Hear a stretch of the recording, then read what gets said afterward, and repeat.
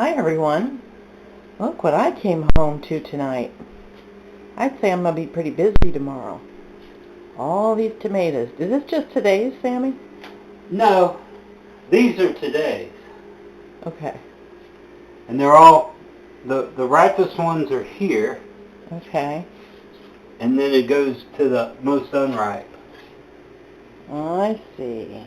And what we do is we pick them when they're pretty ripe, but not quite all the way. And then we put them down here and let them finish. Nice. Because tomatoes ripen in darkness. And that's pretty obvious when you look at them. See, this is the part where the sun would be shining. This is where it's attached to the plant. And notice that that's not the ripest part. Where is the ripest part? The ripest part is on the bottom. Because that's in the shade. And it doesn't get as much light. Cool. And as you can see, we have quite a variety of tomatoes. Mm-hmm. We got big yellow tomatoes. Now, I don't know the names of most of these because of two reasons. Dolly and Bruce. Well, yeah, Dolly and Bruce, because I had them all out on the porch when they were little in the little cell packs, little 6-packs. And I had them all labeled with the popsicle sticks, all written nice and neat. And the puppies removed all the sticks. Look at this monster. Wow. And I also saved my seed. Most of these are grown from saved seed from last year. And tomatoes aren't as bad as squash about being promiscuous, but they can be. And so you get some interesting situations here. But they all taste good and they're cool looking. Like these. I don't know what these are. No. But they're good and they're meaty. These are new ones this year. Yeah, this is a new one. This is a black tomato because black tomatoes matter. And this is it's called Japanese black trifle. And it's from Russia. I don't know why they call it that, but I don't even know what a trifle is. I would think 3 or something. But anyway, these are good. They're not real dense. They got a lot of water in them, but they're real good. And they look like they're rotten when you cut them open, but they're not. They're not. And these are some of my favorite. These are little ones, and they're almost white. They're real pale yellow. I call them ghost tomatoes because they look, I don't know, I just started calling them that. Sam has a nickname for everything. I know, I got my own vocabulary. And see, this one here has a nose. It's like a little teapot. And hold that up again. Wait, that's too fast. Oh, that's funny. I can't explain it. But anyway, we got little ones that look like grapes that are pink. And we got these little ones that are a little bigger than the cherry tomato, but they're real good. And these are good on shish kebabs. You just spear them through and they don't ooze out all over everything. And we got more black tomatoes. These are big black tomatoes. I don't know what kind these are, but I tell you, they're good. I think the black tomatoes have the best flavor of all. And you're making me hungry for a tomato sandwich. Yeah, and we got big red ones. Pretty. Yeah, they're big. They're nice. And the best part of the big ones, a lot of times with hybrids and whatnot, you get a big tomato, but you'll cut it open and it's full of water. You know, there's not much meat to it. These have a lot of meat, which if you like fried tomatoes when they're kind of immature, that's what these could be. Oh, yeah. You want meat in there instead of just water. But the yellow tomatoes did real good. Now this is a kind of fun variety that I don't know where it came from because I sure didn't buy it. But they're kind of oblong and they're pink. But they're good and they're cool looking. And they're big. And I like that. Now this type is another Russian variety. Russians did a lot with tomatoes. I don't know. And it's called Opalka.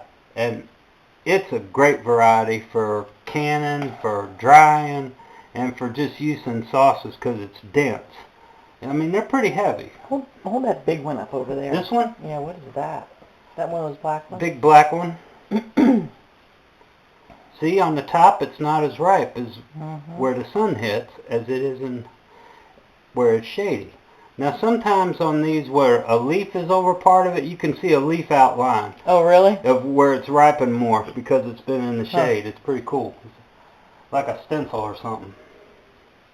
These are sweet, these yellow ones. The yellow ones are very sweet. Right. And they don't have a bite to them either. I am going to try a Mrs. Volpe trick of putting these in the freezer, some of them that I'm going to can, and that way they'll peel easier and not as messy as trying to dip them in hot boiling water. But we're going to venture outside and take a look around at the recovery from the storm. Now, many of y'all watch a lot of our videos, and some of you don't. About 18 days ago, this patch of ground was in water up to my knees. See his knees? Yeah, my knobby knees. His cute little Look legs. like a racehorse. But anyway, they ain't a racehorse. Anyway, this is what I call a bona fide miracle. The water was flowing through here, and if you look at the video, you don't see anything that look like this at all. You see, we got waterproof property. But Look at it all. It's fining out, and every one of them's doing great. Yeah, and believe it or not, since the flood, I have had to pull the sprinkler out and water this. I felt kind of, where I put the sprinkler would have been underwater.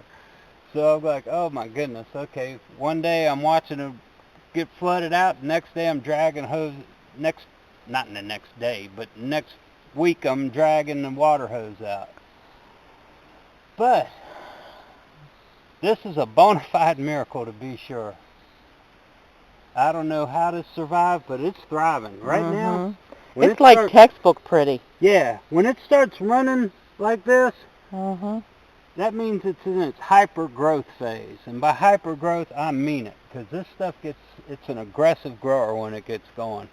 And we had, yesterday it rained nice, and the day before we had a nice rain, and we're scheduled to have about 3 or 4 days of warm and dry and lots of sunshine. So I expect big activity in this patch. So let's move along. We can see Marcy's sweet corn patch. Remember, it was all pushed over bad. Let's go look at. Well, we're here at Marcy's corn patch, and oh my gosh, I'm in the sun. I know. I'm sorry. Hang on, baby. And anyway, as you've seen in the flood video and that immediate aftermath, this was flat on the ground. Yes, it was. This stuff was lying just slam flat on the ground. Now look. It's a miracle. It's another miracle. I don't understand. Straight as an arrow. Huh? It's straight as an arrow. It is straight. I didn't touch it. I stayed out of here because it was muddy. There was nothing I could do, so I just stayed out of here. Probably why it did good. But in the background, you can see her first planting is starting to tassel, and it's starting to form ears. They're silking up.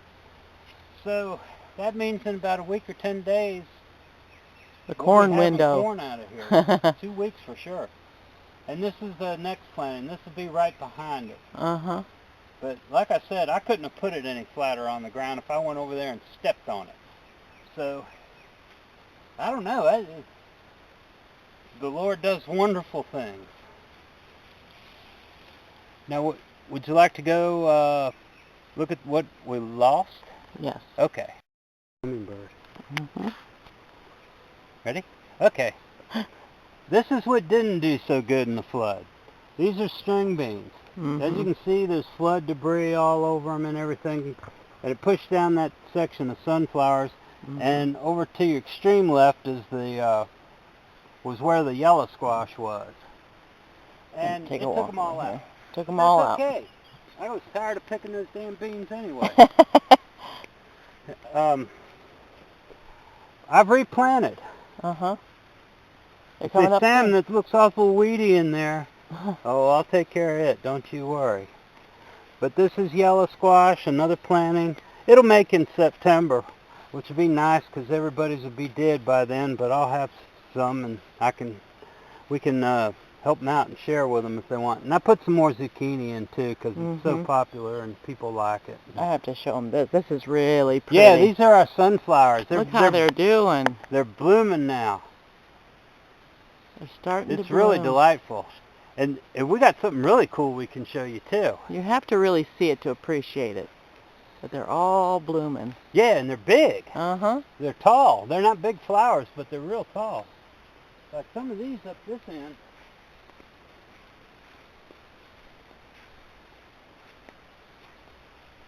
I'm not a real tall person, but they're 10 feet. Oh, yeah. Aren't they pretty? And they got a lot of blooming to do. Oh, my goodness. Look at that one up there. See if I can zoom in on him. You got some nice ones over there, Oh, too. sure. He's pretty. Very pretty.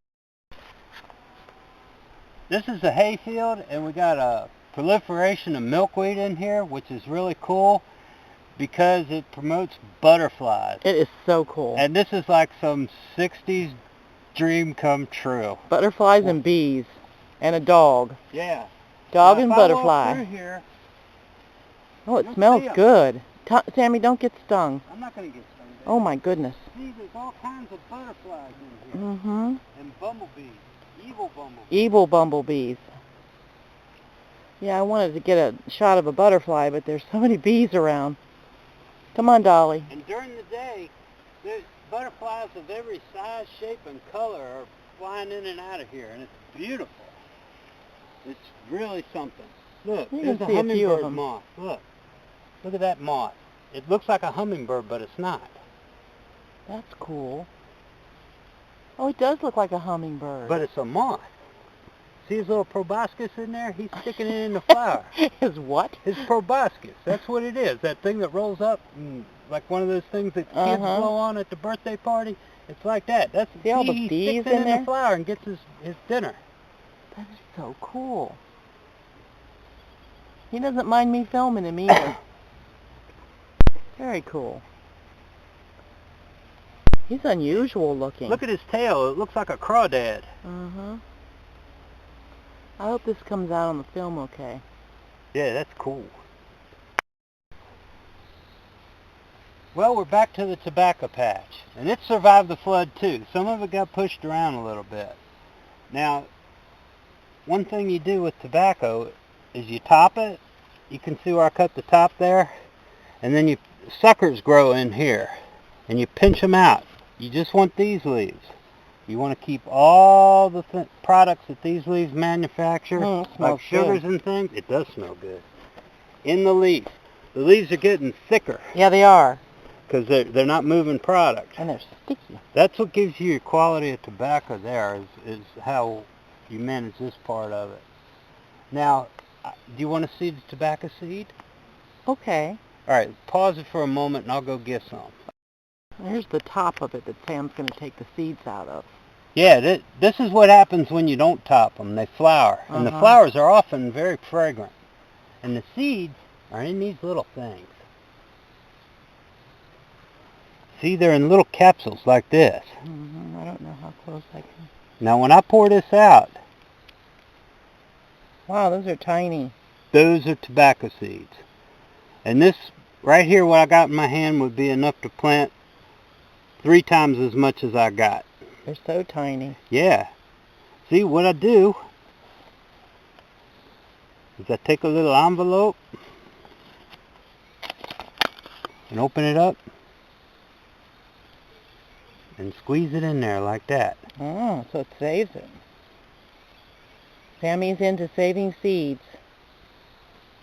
In the world to come, seeds will be more valuable than gold. But see? Let me see in there.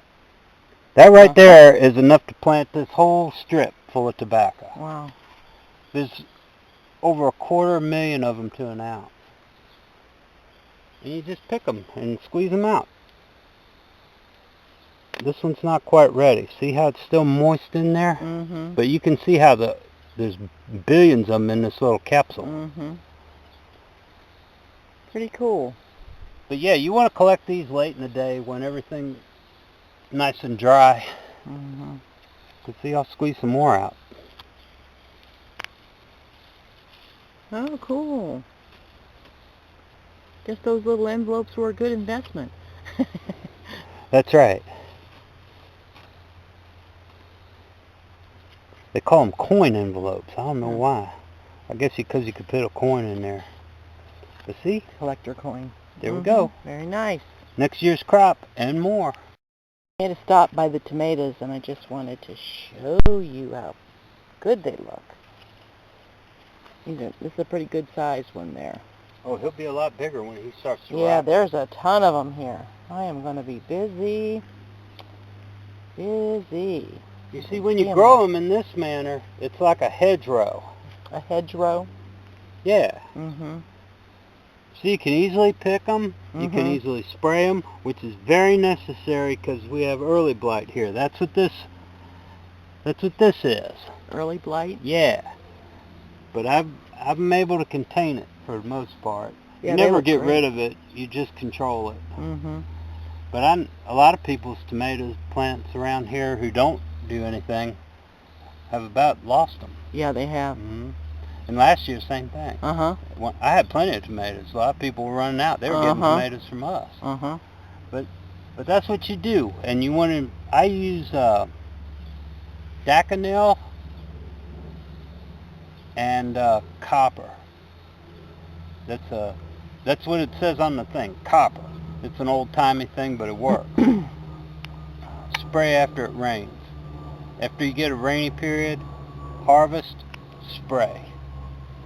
But remember, harvest when they're dry, when the plants have dried off, around lunchtime or after. But you can see, our tomatoes are doing good. Yeah, they are.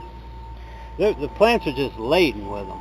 And they survived the flood. I think one of the reasons is because Sammy had staked them and strung them so well. They were secure where they were. They were, and the sunflowers and the squash and everything else broke the water before it got to it. As you can see, our black-eyed peas just over the edge. Remember those once innocent-looking little plants? Well, you can see them growing up in the sunflowers. I prune them away from the tomatoes because they'll overtake this whole thing. They're very aggressive growers. It's like a jungle out here. It is a jungle out here. Lord only knows what goes on in there. But you can see the different kinds. Mm-hmm. And then the foosters go running by. Yep, they're good at that. Bruce has been in the creek. Yeah. He's always wet. Bruce. But yeah, this method works great, and particularly if you're in a limited space like the backyard of a townhouse or something. Why you would grow tomatoes any other way, I don't know. The cages are nice, they work for some people, but this way is so much better. Yeah, it really is. It's easy to pick, secure, easy to keep off the ground. You get a lot of quality fruits out of this. Mm-hmm. Although we did have a mama and baby turkeys coming by pecking some of them for a while that were low, but they didn't peck too much. Okay. So, we've had a good recovery from our flood, and like I said, 18 days ago it looked hopeless to some extent. At least some things did. But living systems, and the good Lord just looks after things in unique and unexpected ways. But anyway, we're thankful that y'all like to look at our videos and whatnot, and tell a friend. Anyway, hope y'all are having a good summer. It's high summer here. When you got a kitchen full of tomatoes and cucumbers and squash and okra, it's high summer, and that's the best time of year for me. Anyway, take care, y'all, and God bless.